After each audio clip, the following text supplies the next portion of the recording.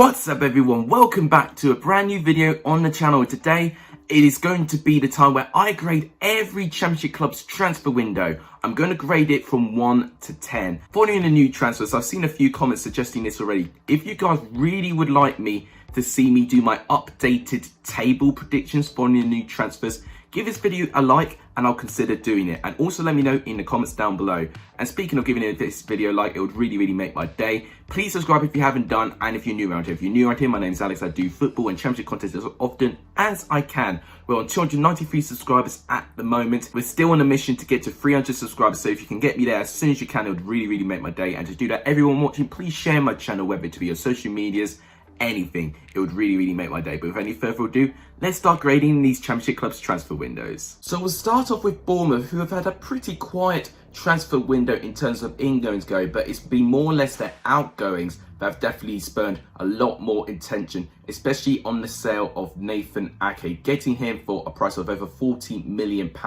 I think would definitely help the club financially. They've also lost Callum Wilson inevitably to Newcastle as well for a fee of around 20 million. Definitely think he could have been more expensive if they sold him a little bit sooner when Premier League interest was around. And in terms of ingoings go, the only disappointment I have is that they've not really shown much intent to improve their squad. They have got Rodrigo Wycombe from Atletico Madrid, who I think is a very exciting player, and they've got Cameron Carter-Vickers from Spurs, who obviously had a couple of seasons in the Championship, had a season with Stoke and Luton last year. So in terms of what I'm going to grade them, I think I'm going to have to give them a 6 out of 10 because they've got good value in terms of their outgoings, but in terms of their ingoings, it's pretty poor. Barnsley, they've been a little bit busier in terms of ingoings. They have got Herbie Kane, who did have a moment of quality to shine when he was at relegated Hull. They've also got Michael Heelick, who did have a pretty poor start, getting a red card in his first couple of games, but then he redeemed himself, scoring in his last game against Bristol City. So I think that's a great recovery for him. Other signings include Dominic Freezer and Isaac Christie-Davies as well. Someone who I feel like can have potential, but he's not quite reached it as of yet. But look towards their outgoings. They've lost Jacob Brown, which is a real shame for them. They've lost Malik Wills permanently, and they've also lost Killian Ludwig, who looked like that they did secure. So in terms of outgoings go, but then with the ingoings go, and the fact they've had a poor start of the season, maybe Barnsley could have done a little bit more. So I'm going to say slightly lower than 6. I'm going to say 5 out of 10. Like some of their signings, but maybe probably should have done more. Birmingham have been one of the most busiest sides in terms of ingoings go. And to be honest, I quite like a few. Jonathan Lecco, I think, can have a fantastic time at Birmingham. He showed briefly at Charlton that he had something about him. Mikel San Jose as well. I mean, who would have known he would have gone down to the Championship? Yes, he's not the youngest player anymore, but in terms of European pedigree goes, he's right up there. They've got Ivan Sanchez, who actually looks like to be such a good player at the moment. Adam Clayton, who's been starting many games. I think he's having a good start as well. George Friend is another great signing for Birmingham as well. They've got Scott Hogan back. They've got Neil Etheridge, who's a fantastic goalkeeper. Jake Clark-Slater, who they had last year. Didn't do too well last year, but he's got a load of quality about him. And in terms of the outgoings go, the only really big one that they've really lost is Jude Bellingham to Borussia Dortmund, of course, losing him for 26.7 million at the end of it. So despite starting a little bit slow this season, they have been a lot more resolute, hard to beat. I'm going to say 7 out of 10. I really like some of the transfers they've got in. Blackburn have done some serious business here.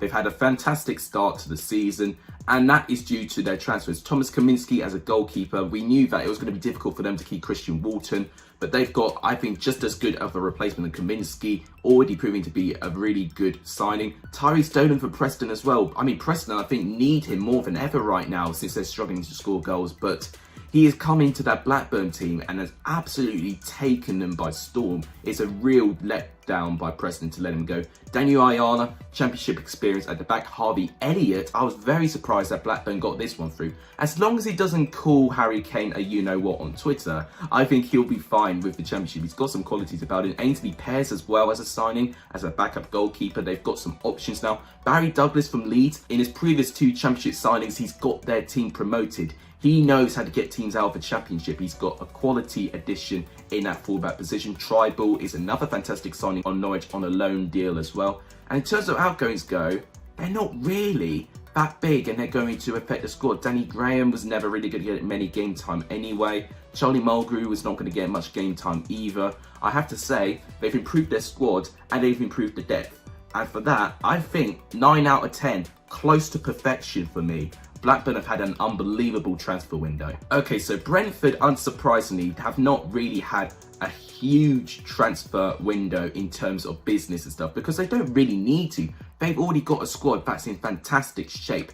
But it has taken a bit of a blow when they have lost 2 of the BMW formation. They've lost Watkins to Aston Villa, scoring a hat-trick against Liverpool already. And then they've lost Benrahma recently on a loan deal to West Ham, but they do have an option to buy next year. So it looks like they will lose Benrahma for good. For some reason, they couldn't get a permanent transfer through. Other players they've lost. Makito has left on a free. Disologlu has left on a loan deal. And in terms of their ingoings go, I actually quite like a couple of the players that got in, especially Charlie Good at the back, one of the best League 2 centre-backs last year, and Ivan Toney from Peterborough, the top goal scorer of Peterborough last season and the top goal scorer of League 1. And already he's proving that he can step up to the Championship and he's scoring goals right now. So it looks like they've got a very suitable replacement on their hands. Samuel Godos is another fantastic player that I think has a load of potential. They've got him on loan from Amiens in Liga. I actually think Brentford have a better transfer window than a lot of people think. Yes, of course, keeping BMW was going to be difficult, but I do think they've still got a quality squad in their hands. I think I'll give their transfer window a 7 out of 10. If they kept more of a BMW, I probably would have graded it a little bit higher, but still a pretty quality window. We turn our attention to Bristol City, who have now lost their 100% and unbeaten record in the Championship. But we're looking at their transfer business specifically today, and I have to say, they've made some quality signings. Chris Brunt at the back, unbelievable. He's been in West Brom for over 12 years, and for the fact they managed to attract Chris Brunt to join Bristol City, I think is a real coup for them. On a free is great. Chris Martin on a free from Derby. I mean, he's so experienced in the Championship and he's going to guarantee you goals, or if anything, he'll give you goal involvements, and that's exactly what he did when Bristol City played against Barnsley. Steven Sessegnon and Alfie Mawson, new options at the back, are really good. Hopefully Alfie Mawson's not that injured. I did see he was injured against Middlesbrough yesterday. The only thing I'm a little bit disappointed with Bristol City about is some of their outgoings. I would have liked to see Nicholas Eliasson stay. He has gone to Nîmes. They've let go of Corey Smith and Casey Palmer, both letting them go to Swansea City, which I think both could have a fantastic time together. It has its positives and it has its negatives. I think there's slightly more positives than negatives. I would say 7 out of 10 also, but easily 8 if they kept one of Casey Palmer and Corey Smith, in my opinion. Cardiff City, blimey, they pulled it out the bag at the end of it. You know, in the beginning of the transfer window, they were a little bit slow, but on transfer deadline day, they did not let us down at all. We'll start off by them getting Kiefer Moore. Immediately suits Cardiff's system in terms of the long ball. Jordi Asai 2-2 as well is a quality signing at the back. Shea Ojo, who scored last weekend against Preston, quality signing as well. But then you've got to look at the business they did on deadline day, getting Harry Wilson from Liverpool. A load of Championship clubs were interested, but Cardiff managed to get him. Dillian Phillips as a backup goalkeeper to Alex Smithies in case he gets injured. I think it's a fantastic signing. Filip Benkovic, he did have some time with Bristol City last year. Cardiff have now got him. Aidan Flint, they sold to Sheffield Wednesday, but it is on a loan deal, so they could get him back if things don't work out for him. In terms of their outgoings, the only one I could really put my finger on that may affect them is Mendes Lang, who of course didn't actually get sold. He had his contract terminated, but also Callum Patterson, who they have let go for Sheffield Wednesday. Danny Ward could also be a big of a loss, but I don't think Danny Ward was going to start many games. But looking at the signings they made, they've had a quality window as well. And I think in terms of the losses, it's not going to affect their squad. They've got a fantastic squad with so much depth right now. I was going as far to say probably the best transfer window, in my opinion. I would say 10 out of 10. I mean it. I think Blackburn and Cardiff have had the 2 best transfer windows. We now go to a team like Coventry, who have had a bit of a so-so start. They've looked okay in times, but they have been conceding a load of goals. But looking at the signings they've brought in, I'm immediately drawn to Gustavo Hamer. I think I'm right in saying he's already made the most passes in the Championship so far. He has been fantastic and has been a huge influence for Coventry, managing to get him from FC Swell in Eredivisie. They managed to get Junior de Costa, Callum O'Hare from Aston Villa, who's already scored a goal for Coventry. Looks really, really good. Sam McCullen looks good. Ben Sheaf from Arsenal is a fantastic player to get. Tyler Walker may be a bit of a wild card, but I'm not too sure about him. Leo Ostergaard looks to be a really good option at the back. Ryan Giles, in terms of the wings, I think he's a fantastic signing as well. In terms of the outgoings, there have not been too many of them, which I think is going to have a huge effect to the club. So overall, I have to say, I think Coventry have a pretty good window, but maybe could have been a little bit better. I'm going to say 6 out of 10. The only reason why I'm not giving them any higher is because I think they probably could have been a little bit more ambitious in terms of the loan market. Then we go to a team like Derby County. Goodness knows what's happening with Derby County at the moment, because they cannot bag a win right now. But in terms of the transfer window goes, they've been one of the busiest clubs trying to improve their squad. So they've got in 10, but unfortunately results are not improving on the pitch. In terms of the signings, there's a couple I like. Josriak from Lech Poznań from the Polish league. I think he'll be a fantastic signing for Derby, definitely. He's a very young player. Jordan Ibe needs to return to fitness, but if he can regain his form that he did in Derby previously, could be a fantastic signing for him. David Marshall and goal looks to be a fantastic signing, and I don't think the losses have been in any of David Marshall's fault as well. I think he's been a fantastic goalkeeper, especially better than what they've had previously in goal with Hamer and Roos. But in terms of the outgoings go, the reason why I think they've been struggling is that they've lost a lot of width in their team. They've lost Max Lowe and they've lost Joden Bogle, both to Sheffield United, despite getting a bit of profit with the money they managed to get from Sheffield United getting Bogle and Lowe. I think it's still really, really damaged the club. So I'm still going to say 4 out of 10. You know what? They've made some fantastic signings, but they've not made the impact. Whether it's the choice of players or the system Philip Koku's in, that is why I'm giving it a 4 out of 10. Now to the team who beat them last night, Huddersfield Town. One of the quieter sides in the transfer window, actually, but I do like a couple of their signings and what they've got. Danny Ward, I think, could be okay. Naby Sarr at the back, potentially okay. He's a little bit hit and miss, if I'm going to be honest with you. But that's pretty much all the notable ingoings of what they got. The outgoings is what's really letting Huddersfield down. Not having Colin Grant, Steve Mounier, Terence Kungolo, losing all three of them, especially losing Kungolo on a fee of 3.93 million, especially getting him on a fee previously for 13 or 16 million. That is a huge loss in profit for Terence Kungolo, unfortunately for them. But the players they got in, they've not really improved the squad. I think Huddersfield have had a good start based on the manager rather than the signings. So for that overall, I'm going to give Huddersfield for their transfer business a 3 out of 10.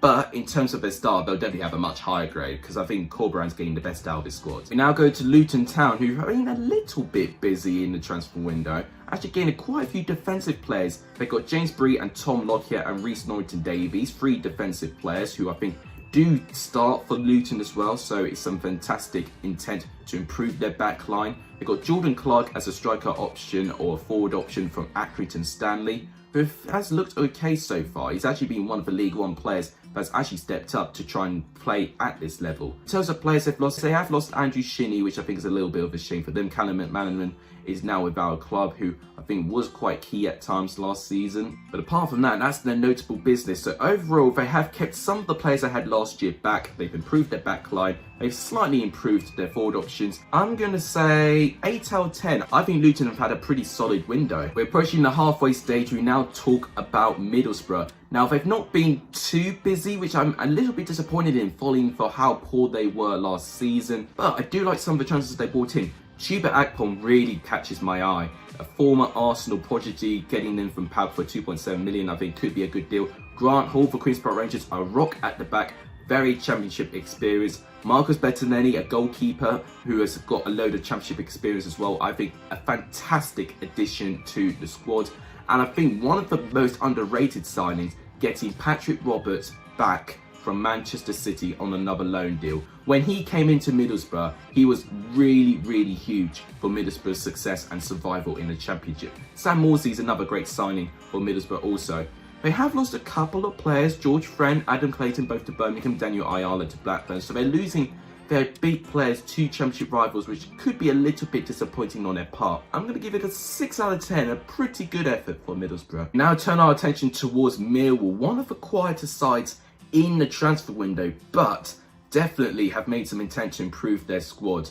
Troy Parrott, in terms of a midfielder option, we've not seen him yet because he's still injured, but getting him on a loan deal was a great coup for them. Ryan Woods getting him on another loan, I think, can really help Millwall. Mason Bennett, Scott Malone, a double from Derby County. Two other players from Derby, I think, that Derby are desperate in need of trying to get back at the moment. And getting Kenneth Zahor near deadline day as well as a strike option could be a fantastic option. They have lost a couple of players. They have lost Jason McCarthy back to Wycombe, where he was fantastic for them in the season in League One last year. They have lost Aidan O'Brien to Sunderland, but that's pretty much the only other notable outgoing. I think I'm going to give Millwall an 8 out of 10. The only reason why I'm not giving them a 9 or a 10 is that for me, they've not spent a single penny in terms of their ingoings. They've actually only got loan deals.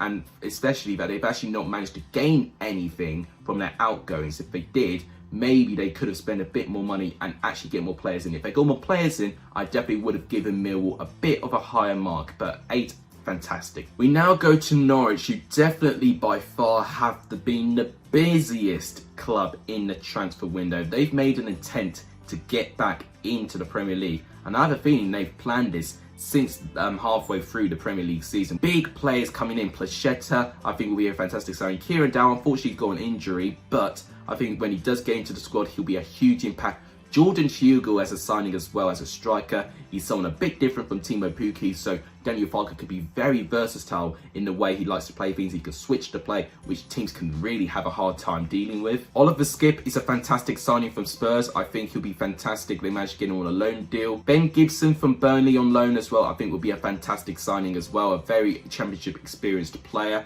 They've gained a load of players in, but they have lost a couple of players as well, including Ben Godfrey and Jamal Lewis, which they have lost respectively to Premier League clubs. But I am amazed that they managed to keep Todd Cantwell. And I think the fact they managed to keep Todd Cantwell, where he had so much interest, I would actually say that Norwich have got a 9 out of 10 transfer window, because they kept most of their squad, they've improved it, they've not lost too much of that squad. So I will say a 9 out of 10, brilliant window from Norwich. And another team who've been a very busy side in the transfer window is Nottingham Forest. Yes, they've lost quite a fair bit, but look what they've gained. Look at the amount of players they've got in. Well, first of all, let's turn our attention to Loic Mbeso. He's not had a terrific start, but he's been nominated already for a Golden Boy. I mean, he is got an abundance of potential. Scott McKenna at the back as well. Looks like he could be potentially stepping up in Joe Worrell's position. Can be a fantastic signing as well. Lyle Taylor as an attacking option could be a fantastic signing as well. Bachiru from Malmo could be a fantastic signing as well. Ianu for left back from Apoel, I think, can be a fantastic signing. And then with Chris Hughton managing to get Anthony Knockaert on transfer deadline day, I think would be one of the biggest signings that Chris Hughton has managed to achieve. Can't ignore the outgoings though. They have lost Matty Cash, probably one of their best players last season, to Aston Villa, but for a fee of 14 million as well, rising to potentially 80 million. Albert Adoma they've lost as well to a championship rival in Queen's Park Rangers. João Carvalho, Thiago Silva, Ben Watson. You know, they've lost a load of players, but they gained a load of players in. Other ingoings include Cafu, Harry Arter, Cyrus Christie. There's so many players. They've got Tyler Blackett, Jack Colback. They've got so many big names, but they all need to gel, which could be an issue that Chris Hughton's going to have to try and deal with all season. But under a better manager now, Nottingham Forest already looks so much better. I think overall, I'm going to say an 8 out of 10. If they'd have had a better start to the season and they gelled like that, probably a 10 out of 10 window. Then to two teams who have done a load of transfer business, we go to a team that probably have done no business, and that is Preston North End. The only signing they've managed to get in is Emil Rice Jacobson from Randers FC in the Danish League. That is the only signing they've made. In terms of outgoings go, they've not lost too many players. And I guess one positive you could say about Preston, they've not lost anyone big, following that Daniel Johnson, Ben Davies were all linked with bigger moves. But I can't help but feel they needed so much more. I was hoping that Preston were going to have a huge summer of spending. you know, they just missed out on the playoffs. You know, they kept in the top 6 race until they had that big drop off after COVID. And I was just hoping that they were going to really splash out and really make a season of intent to try and stay there this year, because they've proven to me they've got the quality. But if they just increased that depth and quality and made sure it's not as injury prone, and they've increased the quality in those positions, they could definitely get there, most definitely. So unfortunately for Preston's part, I think I'm going to have to give them the lowest grade so far, 2 out of 10. Very disappointed with Preston. The only reason it's not a 1 is because they've kept all their players. Thankfully, we've got a club with more signings to talk about, is Queen's Park Rangers. They made quite a fair bit actually, which is unlike Queen's Park Rangers, because they don't tend to sign too many players after their big spending spree that they've had previous years when they were in the Premier League. They managed to get Rob Dickie in from Oxford. Oxford are definitely missing him right now. Have you seen how bad Oxford have been recently? They've got Lyndon Dykes, definitely, I think, could be a good replacement for Jordan Hugo. He's already scored a couple of goals, albeit all of them have been penalties. But he scored a couple of goals already, so he's definitely a handful. But Cordy Bourne, he has scored on his debut for Queen's Park Rangers. I think he'll definitely be a fantastic signing for them. Albert Adoma, abundance of experience, a very versatile player. They got Luke Amos in, but a shame that he's now got an injury that'll put him out for the rest of the season against Bournemouth. It's such a shame. In terms of our outgoings, a couple of them spring up to me. Eberechi Eze especially. He has left to join Crystal Palace for 16 million. How much of a great season Eze's had, he was always going to leave. Ryan Manning, Grant Hall left for Championship clubs. Tony Neisler was always going to leave. He's joined Hamburger recently. Still, for the fact they lost Eze, I'm going to have to say 7 out of 10. Good signings, and I think they have really tried to improve the depth of their squad and have tried to paper the crack and the whole of Eberechi Eze. We now talk about first place Reading. Yeah, that's right, first place Reading. They've now made a couple of signings as well. A couple of them getting their loan deals permanent, especially Ovi Ejaria. 3.51 million to get a permanent deal for him. That is a bargain. For how important he was for them last season, he'll be even more important this season, and they've really needed him to propel them in the top of the table so far, already on 16 points. What's going on with Reading right now? They're playing out of their skin so far. They've got a couple of interesting players as well. Semedo, I think, can be a great signing. Lewis Gibson could be a good signing. Josh Lawrence is a good player with potential from Shrewsbury. In terms of their outgoings, they've not lost anyone too big. They have lost Charlie Adam, which I think was expected. He's left to join Dundee FC. Chris Gunter has left to join Charlton Athletic. But apart from that, they've not really lost anyone that significant. And they gained significantly. I'm going to say Reading have a 8 out of 10 transfer window. I've been getting Ejaria back was very, very key. If they lost Ejaria, they would have had a 6 or 7. So keeping Ejaria, 8 out of 10, fantastic window. Now to Rotherham. Now I think a huge part of their business was keeping some of their loan deals they had last year, including Barlaser, who they managed to get back from Newcastle.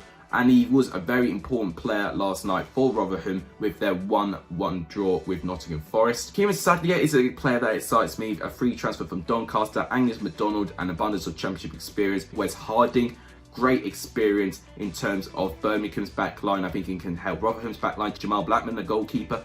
Definitely one of the top goalkeepers so far. He's made an abundance of saves, so I'm really pleased for him. In fact, it looks like he's got a stable club on his hands. Then in terms of their outgoings go, they've not lost anyone all that major for them. Overall, they've not lost a low quality. They've gained a little bit as well. So for that alone, I'm going to say 6 out of 10. The only reason why I'm not giving them any higher is that I think they could have done a little bit more. And there's probably going to be a category of 6s and 7s where I'm just grading teams that could have done a little bit more. And for me, Rotherham is one of those sides. Move on to Sheffield Wednesday now. Another team who've been fantastically busy in the transfer window. Getting Josh Windass, very, very key. Callum Patterson, fantastic. Managing to get Che Dunkley on a free transfer.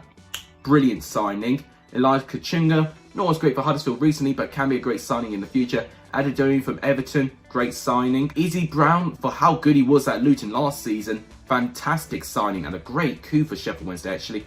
But then you've got to look at the deadline day signings. They got Aidan Flint and they got Jack Marriott. 2 fantastic loan deals in my opinion, and I think will definitely really help Sheffield Wednesday for me.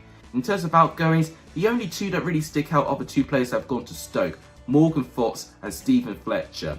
A bit of a shame that they didn't manage to keep either of them, but I think they were always going to leave eventually In terms of other players, I've lost Sam Hutchinson has gone, which I think is a little bit of a shame. Nuhu has gone, Philip Forestieri's gone, Sam Winnall's gone to Oxford. I'll say 8 out of 10. And now to a team like Stoke, who have done a little bit of business. They've got Jacob Brown, which I think is a good signing, Morgan Fox, James Chester, Stephen Fletcher, all eye-catching signings who've got an abundance of championship experience. Then you've got to look at their transfer deadline day signing of Angus Gunn. Now, they have lost Jack Butland, but unfortunately for Butland's part, he has not been playing as the #1 goalkeeper, so I don't actually consider that big of a loss. Of course, it's a huge amount of experience they've lost, but they've got Angus Gunn, who hopefully he can recover after conceding 9 goals against Leicester. Whether he starts and replaces Davies as #1 is going to be very interesting, but I actually think he still actually may just stay in the #2 position. They managed to get John Obi Mikel as well, which I think is a fantastic signing. Of course,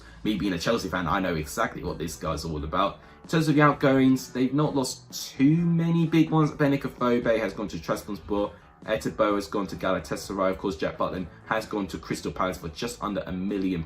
So overall, in terms of their squad, I'm going to say 7 out of 10. Fantastic transfer window for Stoke, in my opinion. If you wanted to have a strategy of how to improve your squad, you have to look at Swansea's transfer window, because they've got an abundance of players, but proven championship quality players. Jamal Lowe being an example. Already, he's been fantastic for Swansea so far. Ryan Manning for Queen's Park Rangers, we've not really seen him yet, but of course, a fantastic player at the back. Corey Smith, Casey Palmer have played together, and I think they will play together at Swansea. Fantastic signings for both of them. Ryan Bennett from Wolves is a great signing at the back as well. Guy Orkes from Brighton's got a huge amount of potential. Getting Gueye back from Chelsea is a very huge signing as well. Gibbs White, probably one for signings to the window so far. Unfortunately, he has got an injury, so I do wish him a speedy recovery. Getting Freddie Woodman back from Newcastle, I think is huge as well. Outgoings wise, a couple of key players they have lost. Selena, they've lost to Dijon. Pettersson, they've lost to Dusseldorf, but most notably Joe Rodon, who they have lost to Spurs in a fee roughly £10 to £11 million, which is a bit of a shame, but I think Ryan Bennett does have the potential to replace Joe Rodon, but I don't know if he's going to be exactly the same.